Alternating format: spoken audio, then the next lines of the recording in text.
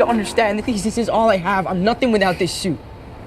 If you're nothing without this suit, then you shouldn't have it, okay?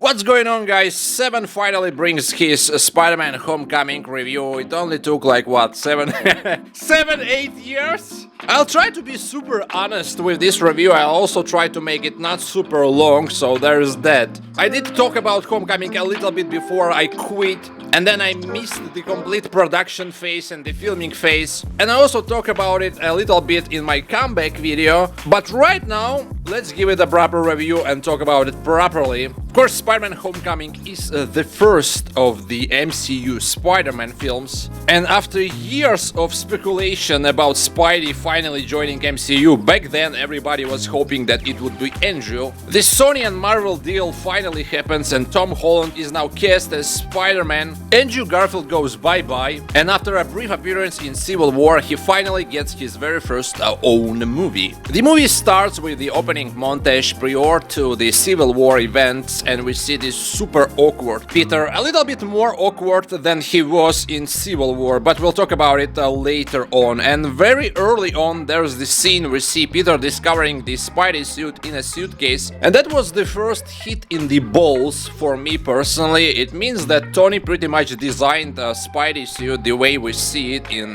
Homecoming and Civil War. I was expecting they would at least mention that maybe Tony found the old sketch of Spidey suit somewhere, of Peter's suit, and then he just implemented that sketch and created the suit that Peter designed himself. Nope, forget about it. There's the suitcase, take the costume, Peter, and f*** off. It is of course based on the homemade Spidey suit that Peter designed himself before meeting with Tony Stark, but still, for me, it was the #1 issue. I think Peter should always design the suit himself, and especially web shooters as well. I'm just happy they shown the web shooters in Civil War. At least he made those, and it's not like Tony's creation. Tony just upgraded it. Quite early, we are established to Genki Lee, I'm so sorry, Ned Leeds, Peter's best friend, who is pretty much Genki from the comic books, except that it's actually Ned. I don't know why they did that. They're saving Genki for Miles' appearance maybe. When Miles finally comes to the MCU, who knows? Regardless, the school montage is pretty accurate. It's really very effective as well, just explaining in a matter of few seconds Peter's early life in school, like creating his web fluid in the class. That's awesome. That's what I know. And shortly after dealing with bank robbers dressed as Avengers, Peter calls Happy and tells him this awesome story. Now this is like a chain reaction. This is like the first thing they try to tell us, that this Peter will rely on Tony Stark, on Happy, on Tony Stark's tech, and I'm really not a fan of that. Now we have to bring on super early days of Peter. For example, the main Peter Parker, 616 Peter, one of the first things he ever did in the comics, he tried to join Fantastic Four. So it's okay in that regard that he's trying to team up with the Avengers and Iron Man. But as far as I remember, Fantastic Four told Peter that they are not earning any money, and Peter just said "F you." And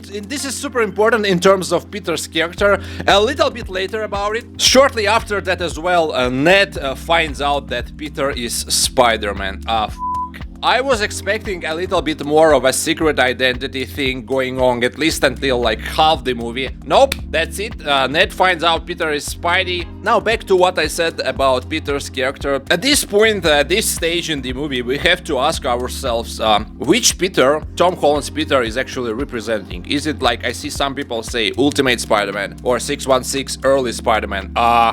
Actually none of them. Tom's Peter is more like, I don't know, that old Ultimate Spider-Man cartoon or a Spectacular Spider-Man cartoon. It's certainly not the super early 616 Peter. I mean, Peter that tried to impress Human Torch's girlfriend in the comics in one of the earliest issues. He says things like, oh, I've never been beaten before, nobody will beat me, and then like he gets nuked by Doc Ock. He's like really cocky, you know, and he has this sort of persona. The way he flirts with Betty Brant quite early as well. I mean, what the hell? Or Ultimate Spider-Man? No. Ultimate Spider-Man used to tell people to f off occasionally, and he had this cocky attitude, and so did the 616 Peter as well. Had some responses to Flash's insults, and in his head he tried to knock Flash's head off. Andrew Garfield's movies and Tobey's caught that part, show that part briefly. Not completely accurate, but both of them show that moment. Meanwhile, Tom, she's a little bit of a wimp. When it comes to Peter Parker, he's like super innocent. But Ultimate Spider-Man did like Iron Man, was a huge fan of Tony Stark, so there's that, I guess. But he never licked Iron Man's balls like Tom does in Homecoming. Now, if you forget about comics, you can just tell me that he's like 15 years old. I don't know how many 15 years old Disney Marvel knows, people behind the MCU Spider-Man know. When I was 15 years old, I was quite decent, but most of my classmates, they were already having hangovers every Friday. They were telling our teachers to fuck off. They were missing classes. They were swapping girlfriends every week. Tom's Peter is more like, I don't know, 12, 13 years old. Peter maybe like 12 years old in terms of his behavior personally. One of the next scenes is, of course, shows us a dinner scene with Marissa Tomei's Aunt May. I personally like this take on the Aunt May. In the movie, she's supposed to be like, what, 50, 52 years old, right? Yeah, I guess you could say kinda similar, like there's like what 10-15 years difference between her comic book counterpart. But I like the young Aunt May, that witty Aunt May, but I don't like the fact that everybody tried to f her. I guess they thought that would be funny, which again confused me a little bit who exactly this movie was aimed for, the humor and everything, because there are the Aunt May being MILF jokes constantly. There's the joke about Ned watching porn, and yet they showed us a 15-year-old guy behaving like a 10-year-old kid. So like the humor and the reality is like a little bit contradicting here. Ned is constantly bugging Peter and asking him so many questions, and honestly I think Ned's portrayal is pretty awesome, you know. He's playing exactly the type of character he's supposed to play. He's a goofy, he's corny, he's like trying to be funny, and he's sometimes funny. I think everybody had this type of Ned friend in their school years. Despite my criticism of the humor of this movie, especially seeing how most of the Marvel films pretty much became a comedy, some of the jokes are pretty spot on, especially this one in the gym about Captain America. Peter goes to the party and he wants to meet Liz and show up as Spider-Man, but then something happens, an explosion, and he has to leave. This is the first hell yeah moment for me. Peter sacrificing his own life to save somebody else or to investigate something. This is the Spider-Man I know. This is super awesome. And then he finds out the bad guy is the prototype Shocker, and he doesn't shut up. Spider-Man doesn't shut up. He constantly makes jokes during fights. No matter what happened, he's always like blah blah blah blah, and this is pretty much the defining quality of the character. This is Spider-Man right here. They nailed this part. Neither Toby or Andrew had it. Both of them like threw a bunch of jokes occasionally. The most accurate representation of that would be when Andrew Spider-Man tried to find Uncle Ben's killer, and he caught this bad guy and he web zips him to the wall, and then he teases him, and this is it. This is the super accurate. Toby had his moments like, here's your change, but not too much. I knew you two were in this together. Hey kiddo, let mom and dad talk for a minute, will ya? Now, Tom Spider-Man doesn't shut up, and this is super accurate. Spider-Man does make jokes which are not funny. They're stupid, but he makes them, and he thinks they're funny sometimes. So this is also super accurate. It's supposed to be like that. But then in the very same scene, Peter is getting f***ed by this prototype Shocker. Why? I mean, slow down this scene for a second, alright? Random guy wearing a gauntlet is turning around and hits Peter with a gauntlet, and Peter flies away. Now, I'm sorry, should Spidey have dodged this hit? Probably yes. So the reason I'm mentioning this is there will be some various inconsistencies in terms of Peter's powers in Tom's entire trilogy. I talk about it in my comeback video where Spider-Man finds a second Shocker during the school bus scene where he gets hit by school bus, and I say like, what the hell? Why is he missing those hits he's supposed to dodge? I mean, in Civil War he had no problems with dealing with multiple superpowered beings, right? And here he's like complete mess. You could defend the school bus scene is that he's wearing his homemade suit, and his spider sense goes, My senses have been dialed to 11. Cannot control it using those crappy glasses instead of eye lenses. But here he's wearing Tony's suit, so it's not Spidey's sense. What is it? Why he cannot dodge a hit from a random guy? Don't tell me he's still learning or trying to figure things out, because we've seen him succeeding in dodging, in showing his abilities early pretty effectively. But shortly after that, Iron Man comes in and saves Spidey like 40 minutes into the movie, and he gives him a bunch of advices and life lessons. That is not what you thought when I took on Captain America. Trust me, kid. If Cap wanted to lay you out, he would have. No, he wouldn't. I know some people criticize Tony's influence throughout the entire movie, as if he's basically replacing Uncle Ben. I wouldn't go as far as to say he's Uncle Ben, despite Tony telling Peter what to do and what not to do throughout the entire movie.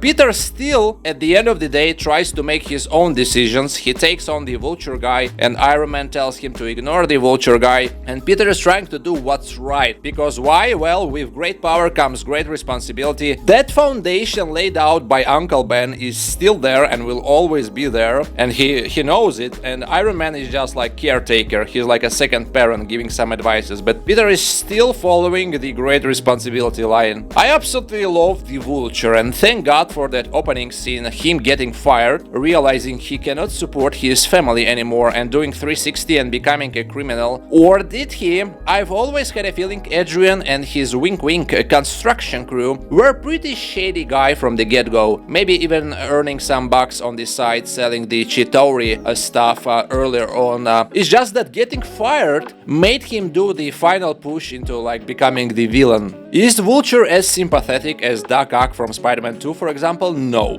But he still cares about his daughter, he still cares about his wife, and he tries to provide for them. But even here they bring back Tony Stark, squeeze him in. Basically, Tony is the guy behind the damage control department that is responsible for firing Toomes and his crew. So yet another villain is tied to Tony. Tony is everywhere. I absolutely love the homemade, made out of junk suit and the use of his wings. It's pretty clear his wings are his #1 weapon, and he's wrecking stuff and poking Spidey with them. It just looks pretty badass. And this little detail, his actual jacket being that little feather part, it's like his jacket combined with the Vulture costume. It looks like Vulture, right? It's pretty awesome detail as well. Talking about Vulture, I have to mention the action sequences and fight scenes. They are pretty good. The best one is being the final fight scene atop of the jet, and the ferry boat scene coming in close second, I think. Speaking about the ferry boat scene, Spidey tries to pull it back together, and it's pretty clear they were going for that big Spider-Man 2 train scene moment,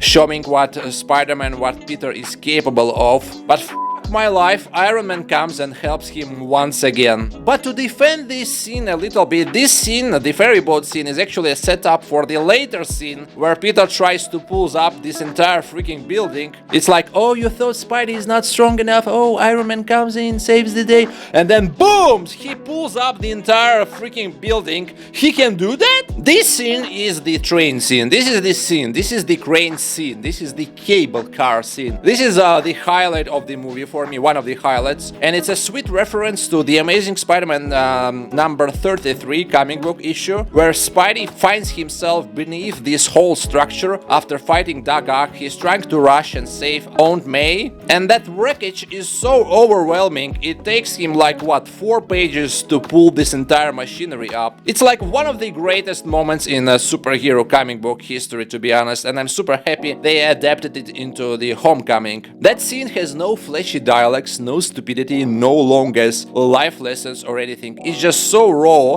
and brutal. Just a kid being stuck underneath, and he pushes beyond his limits, trying to save himself. It's like, without a doubt, one of the highlights of the movie for me. Another highlight, a super awesome scene, is when Adrian realizes that Peter is Spider-Man, the car scene. Whoever came up with the idea to show the traffic lights reflection on Adrian's face is a genius. When he's still trying to figure out, put things together, like, is he really Spider-Man or not? I'm not sure. You can see the red light on his face, and when he finally realizes, oh, okay, this guy is Spider-Man, boom, it's a green light. It's just so awesome. I don't know if this scene is as good as Norman realizing that Peter is Spider-Man in Sam Raimi's Spider-Man 1, but it's pretty close. And of course, Michael Keaton Keaton is such an amazing actor, and he's able to pull this off, and it's just such an awesome scene. Which brings us to the relationship with Elise, which is pretty meh in this movie. I mean, Peter likes her. I've got a feeling the entire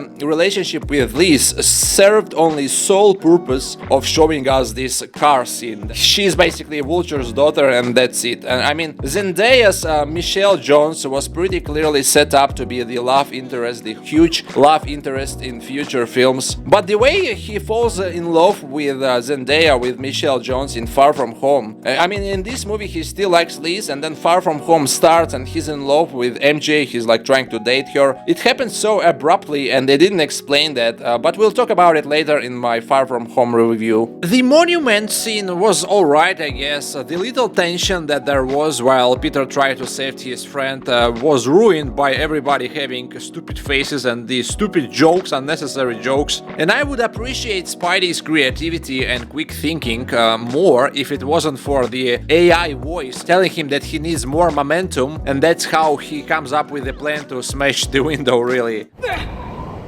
Why is it not breaking? It's 4-inch ballistic glass. You'll have to create more momentum. And that's the only scene in the movie where you could really tell that the suit, the entire sequence is super CGI. This suit looked super rubbery here. I mean, the suit itself, I love the suit in this movie. I love the suit in Spider-Man Homecoming, I love the eye lenses and stuff, but there are too many gadgets at his disposal from Tony and everything else. Spidey's supposed to come up with the gadgets himself. He's supposed to make them according to the villain he's fighting or according to the situation. And like I said, the AI voice giving him advice is just like, oh no. I wanted to praise the web swinging, and then I remember there's barely any web swinging in this movie, really. Spidey just pops up in a bunch of scenes, but there's not a single proper, like, few seconds long web swinging around New York City, and I think it's a must. It's a must scene for a Spider-Man movie. And of course, the ending when he finally beats Vulture and Tony invites him to Avengers headquarters, and we finally see this scene like Peter's like, oh, you know what, I don't really need your help, I don't really need your suit. And I was like, oh my god, thank god he will not rely on Stark tech and everything else anymore. Yeah, well, there's like 4 more movies with the same stuff. Activate instant kill! And towards the ending, I mentioned the humor. Some of the jokes actually cracked me up. The toilet scene with Happy was hilarious in my opinion. And you gotta love Vulture's change of heart when Peter finally saves him. He actually decides to keep his secret identity and not tell McGargan in prison post-credit scene that he's Spider-Man. So there is plenty of humanity left in Adrian Toomes. So really, the premise of the movie you can pretty much sum up is like, hey, I wanna be an Avenger. No, you will not be an Avenger. Alright, I'll go save this city. No, you will not save this city. Alright, I don't listen to Tony. I will take down Vulture. Oops, I got f***ed. Whoops, I beat the Vulture. No, Tony, I don't need your help. Now I'm Spider-Man pretty much. And then it sort of like repeats in Far From Home, despite Tony not being there really. To sum it up, the movie was alright. It's not the best Spider-Man movie, and I didn't think it was the best Spider-Man movie when it came out either. Because there is this novelty effect. When something new comes out for a bunch of like weeks or months, you think it's the best thing ever. And I actually checked Reddit and a bunch of forums. I saw people say that, okay, Homecoming blows every other Spider-Man out of the proportion. It's the best Spider-Man media that ever came out. Sorry Toby, sorry Andrew. And then I actually followed that people. I checked their responses like a year later, and they're saying like, oh yeah, Homecoming was alright. And I suffered from that too. If you watch my The Amazing Spider-Man 2 review, when I just got back home from cinema, I said it's like the greatest, it's like the second coming of a Jesus. And then I watched it again many times, and like a year later I said, yeah, it was alright, it could have been better. We see things more clearly as time passes by, and for me Homecoming was like that. I saw it, and what I'm saying now is exactly my same reaction when I first seen it. I'm sure some people still think it's the greatest Spider-Man movie even years, like 8 years later, 7 years later, and it's alright. I would like to everyone to realize that yes, I dislike the amount of Tony and Iron Man that is squeezed into this movie, but it's not because of just cameo appearances and stuff like. He's relying too much on Stark and Stark tech. back. And some people I've been reading, they say that Tom cannot carry his own movie. He needs another Avenger or another MCU character or some nostalgia to carry him through. To that, I would like to ask you, what was the point of Spider-Man joining MCU? Why did you all want him to join MCU if you don't want him to interact with other MCU characters, right? And go like Tobey and Andrew in their isolated universes, just Spider-Man alone. The problem I had, once again, it was the amount of Tony, the amount of Stark Tech, the amount of help Peter had. I just wanted more isolated story, more rent problems, more identity struggles. Apart from a third act when Peter decides to take on Vulture, he really gets served everything on a plate. He has pretty much everything. He has a billionaire helping him, billionaire suit, billionaire AI, billionaire gadgets, and Ned is helping him so much also. There are a bunch of scenes where he's like relying on Ned. I just want more independent decisions and more responsibility along with it. And finally, I would like to add about something called origin story. You know, Tom's origin story, Tom's Peter, it spans throughout entire 3 movies. For example, Sam Raimi's Spider-Man 1, he gets bitten by a spider, Uncle Ben dies, okay, that's it, I'm Spider-Man, and he pretty much doesn't change at all throughout the entire movie, right? Now, Tom goes through so much shit throughout 3 movies. Peter at the beginning of Homecoming and Peter at the end of the No Way Home is a different Peter, you know, and I love that. Tom's origin story is pretty much his entire trilogy. And he died, he fought Thanos, and he had so much stuff, right? All of that shaped him, and we will see him now again in brand new day, and this is the Peter that pretty much should have been Peter at the start of the Homecoming. Maybe, maybe not. I would like to remind everybody, this is my opinion on Spider-Man Homecoming, not Spider-Man No Way Home, for example. For that, stay tuned, guys. I'll do 2 more reviews, Far From Home and No Way Home, pretty soon. Thanks for watching, everybody. Don't forget to subscribe if you enjoy this channel, and everybody else, have a great day, stay healthy, and see ya a little bit later.